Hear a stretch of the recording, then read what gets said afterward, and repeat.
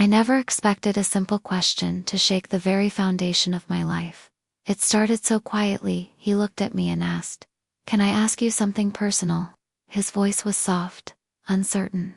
I didn't know then that my response of course would stay with me for weeks. He sat there, holding a glass of water he hadn't touched, and finally said, "How do you know when you're ready for your first time?" He couldn't look at me. The moment hung in the air, not dramatic, but heavy. I gave him a safe answer. Something about how readiness is different for everyone. I hoped it would end the conversation, but it didn't. There was a look in his eyes, something unspoken. It reminded me of things I had ignored. How he lingered in hugs. The way our conversations had grown longer and deeper over time. I escaped to the laundry room, shaken not by fear, but by how calm I had felt in that moment. What disturbed me most was that it didn't feel wrong. It felt seen. He wasn't my biological son. He was my stepson, my husband's child from another marriage. For 2 years, he had lived with us, and in that time, we had grown close. My marriage had become a shell, no warmth, no touch, just coexisting. He filled the emotional gaps I didn't even realize were aching. What started as casual late-night talks turned into something deeper. He noticed the small things, my mood, my hair, my silence, and I noticed how good it felt to be noticed. That night, his question wasn't about sex. It was about connection. He was reaching for someone to explain love, someone to say it's okay to want to feel close, to be vulnerable. And I saw myself in him, my younger self, full of confusion and longing. That was the moment I realized the real danger wasn't what he felt. It was what I was starting to feel. I told myself it was innocent. I told myself I was helping him. But deep down, I knew I was craving something I hadn't felt in years. To be seen, valued, wanted, not as a wife or a mother, but as a woman. Our bond grew quieter, but stronger. He continued to share himself with me, his worries, fears, insecurities. I offered reassurance, but a part of me wanted more than to comfort him. I wanted to be remembered. One night he asked, "Is it possible to want something and still know it's wrong?" I didn't answer. We just looked at each other, both silently acknowledging what we were afraid to say. We never crossed a physical line, but emotionally, we had wandered far past it.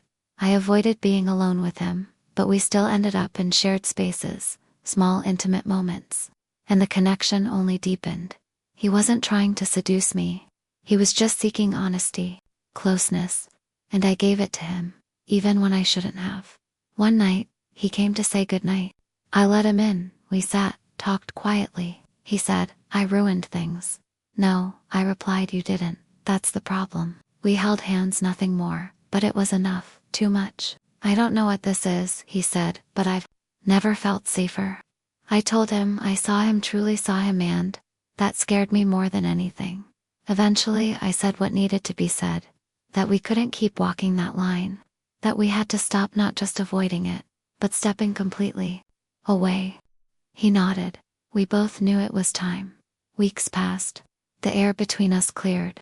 He focused on school, his job, friends his own age. I let myself step back into my own life and finally faced the truth. I had mistaken attention for affection, comfort, for connection. I had been emotionally starving, and he had offered warmth. It was never about him. It was about what I was missing. Eventually, he found someone, a girl, sweet, genuine, his age. He brought her home. I watched them from across the table, and for the first time in a long while, I felt peace, not regret, not sadness, just closure. He later told me, "I'm really happy. I wouldn't be if it weren't for you."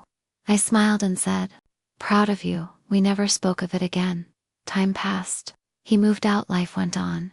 We stayed in touch occasionally, and I began rebuilding my life. I ended my marriage not out of drama, but with quiet honesty. It had been over long before any of this happened, and though I never acted on my feelings, I carry the weight of them, not as shame, but as truth. This wasn't a love story. It was a reminder of how easy it is to confuse emotional connection with romantic longing, especially when you've been invisible for too long. He didn't save me. I didn't save him. But in each other, we saw something we had forgotten about ourselves, that we matter. We stepped back before the line was crossed. That's what I hold on to. Because sometimes the bravest thing you can do is to stop before it's too late.